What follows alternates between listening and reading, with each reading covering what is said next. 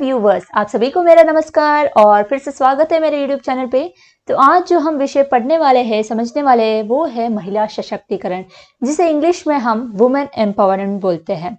और इसमें से मैंने उप विषय लिया है महिलाओं को सशक्त बनाने में शिक्षा की भूमिका।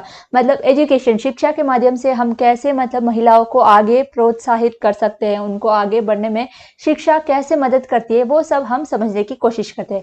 तो चलिए वीडियो को शुरू करते हैं और समझते हैं कि महिला सशक्तिकरण में शिक्षा की क्या भूमिका है। सबसे पहले हम महिला सशक्तिकरण की परिभाषा को समझ लेते हैं। यह एक ऐसी शक्ति है जिससे महिलाएं अपने जीवन से जुड़े हर निर्णय यानी हर फैसला स्वयं ले सकते हैं और समाज में उनके अधिकार को प्राप्त करने के लिए उन्हें सक्षम बनाना ही महिला सशक्तिकरण है।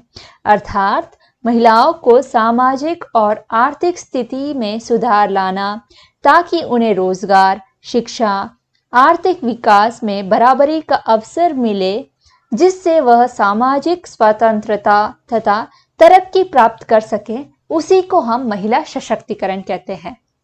तो अभी हम समझ लेते हैं भारत में महिला सशक्तिकरण की क्या आवश्यकता थी। भारत में महिला सशक्तिकरण की जरूरत इसलिए पड़ी क्योंकि प्राचीन समय से ही भारत में लैंगिक असमानता थी, यानी पुरुष और महिला में भेदभाव था और पुरुष प्रधान समाज था। ऐसे अनेक समस्याएं थी, जैसे कि सती प्रथा, दहेज प्रथा, बाल विवाह आदि परंपराएं जो आज के समय में गलत मानी जाती है, वह उस समय में चलती थी और उसका महत्व भी बहुत था। और इनमें से कई सारी प्रथाएं आज भी समाज में उपस्थित है। भारत सरकार द्वारा महिला सशक्तिकरण के लिए कई सारे योजनाएं भी चलाई जा रही है ताकि भारत में सुधार हो सके। इसमें महिला एवं बाल विकास कल्याण मंत्रालय तथा भारत सरकार द्वारा महिलाओं के लिए बेटी बचाओ बेटी पढ़ाओ योजना, महिला हेल्पलाइन योजना, उज्ज्वला योजना जैसे कई सारे योजनाएं चलाई जा रही है, क्योंकि समाज निर्माण में स्त्री पुरुष दोनों की आवश्यकता होती है। व्यक्ति से लेकर परिवार, समाज तथा राष्ट्र विकास की जिम्मेदारियों को पूरी करने के लिए पुरुषों के साथ स्त्रियों की अपेक्षाकृत अधिक भागीदारी है और इस भागीदारी को पूर्ण करने हेतु महिलाओं का सशक्तिकरण जरूरी है और सशक्तिकरण के लिए शिक्षा। अभी हम महिला सशक्तिकरण में बाधाओं के पीछे के कारण को जान लेते हैं। सबसे पहला है दहेज प्रथा।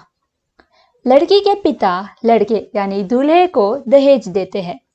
वे ये समझते हैं कि जो पैसे लड़की के पढ़ाई के लिए इस्तेमाल होने चाहिए थे, खर्च होने चाहिए थे, वो क्यों ना जमा करते करते उसके शादी के समय उसके शादी में दहेज के रूप में उसको दे देंगे। यह सबसे पहले कारण है। दूसरा कारण है परिवार निर्माण। कई जगहों में अभी भी महिलाओं को केवल प्रजोत्पादन यानी बच्चों को जन्म देना, उनका पालन पोषण करना और घर के चार दीवारी में रहकर घर का काम संभालना, सिर्फ उसी के लायक समझा जाता है। और तीसरा कारण है महिलाओं पर सामाजिक अत्याचार। समाज में महिलाओं को आज भी असुरक्षित माना जाता है, चाहे वह बड़ी हो या छोटी, क्योंकि उनका अवैध यौन शोषण किया जाता है, जिससे इनके माता पिता और परिवार के सदस्यों को उनको स्वतंत्र छोड़ने में डर लगता है, क्योंकि वे उनको समाज में असुरक्षित समझते हैं और उनको पुरुषों जितनी स्वतंत्रता प्राप्त नहीं होती है। चौथा कारण है लैंगिक पूर्वाग्रह, अर्थात पुरुषों और महिलाओं में भेदभाव। बहुत सारे कार्य है जो स्त्रीलिंग और पुल्लिंग में भेदभाव का एहसास बचपन से ही करवा देते हैं, जैसे लड़कियों को पिंक कलर की ड्रेस पहनाना, लड़कों को ब्लू कलर की ड्रेस पहनाना, लड़कियों को किचन सेट या ऐसे खिलौने ला के देना, लड़कों को कार, बुलेट और क्रिकेट मैच में छोड़ना। जिम्मेदारियां संभालना लड़की का काम है, घर की जो भी काम काज है वो लड़कियों से करवाना, और अगर लड़के थोड़े दिन के लिए कर दे तो उनकी तारीफ बढ़ोतरी से करना, और वही काम अगर लड़कियां करे तो उनकी तारीफ नहीं होती है बल्कि उल्टा उनको सुनाया जाता है कि ये ढंग से नहीं किया, वो ढंग से नहीं किया, ये ठीक से नहीं किया। और लड़कों को दोस्तों के साथ घूमने का अवसर देना, परंतु लड़कियों को उससे वंचित रखना इत्यादि। ऐसे कई सारे कार्य होते हैं जिससे महिलाओं को करने की इजाजत नहीं दी जाती है, क्योंकि लोगों को लगता है कि वे कार्य केवल पुरुषों के लिए होते हैं और महिलाओं को उस कार्य क्षेत्र में कार्य करने पर पाबंदी डाली जाती थी। उदाहरण, रण क्षेत्र में महिलाओं को असक्षम माना जाता था। और भी ऐसे कई सारे कार्य होते हैं जिसको महिलाओं को करने से रोका जाता है और उनको वो कार्य करने की इजाजत नहीं दी जाती है। अभी हम महिला सशक्तिकरण में आने वाले बाधाओं को हटाने में शिक्षा का क्या महत्व है ये समझ लेते हैं। सामाजिक और आर्थिक सशक्तिकरण के लिए पहला और मूलभूत साधन शिक्षा है। दुनिया में जो भी देश आज समृद्ध और शक्तिशाली है वे शिक्षा के बल पर ही है। इसलिए आज समाज ही आधी आबादी अर्थात महिलाएं जो कि विकास की मुख्य धार से बाहर है, उन्हें शिक्षित करना ही हमारी पहली प्राथमिकता होनी चाहिए। इस संदर्भ में राधाकृष्णन आयोग ने कहा है, स्त्रियों के शिक्षित हुए बिना किसी भी समाज के लोग शिक्षित नहीं हो सकते, क्योंकि स्त्रियों के शिक्षित होने पर ही निश्चित तौर पर वह शिक्षा अगले पीढ़ी तक पहुंच जाएगी। यहाँ पे इनके कहने का मतलब ये है कि बच्चों की प्रथम गुरु माँ को माना जाता है। माँ अगर शिक्षित रहेगी तो वह अपने बच्चों को सही गलत की पहचान उस शिक्षा से करवा पाएगी जो उसने ग्रहण की है। और अगर बच्चे शिक्षित हुए तो एक परिवार शिक्षित रहेगा, और एक परिवार शिक्षित रहा तो एक समाज शिक्षित होगा, और अगर एक समाज शिक्षित रहा तो एक देश को संपूर्ण तौर पर शिक्षित माना जाता है।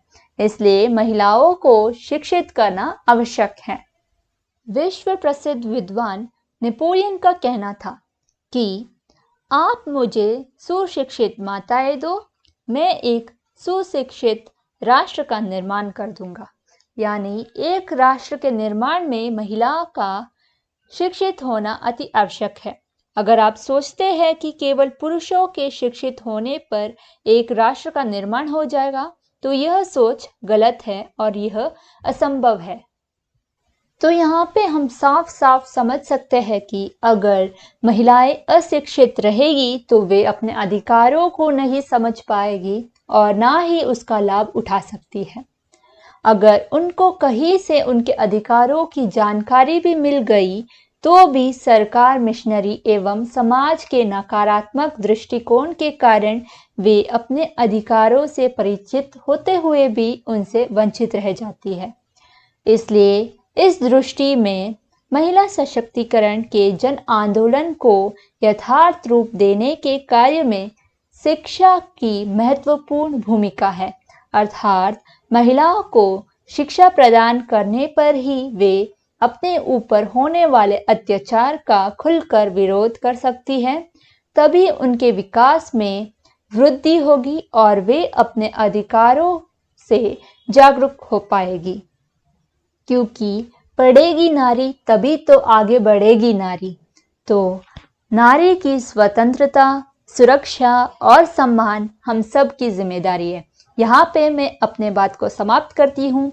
मैं आशा करती हूँ कि आपको यह विषय समझ आ गया होगा। तो अभी मैं आपसे विदा लेती हूँ। हम मिलेंगे आपको हमारे अगले वीडियो में। धन्यवाद।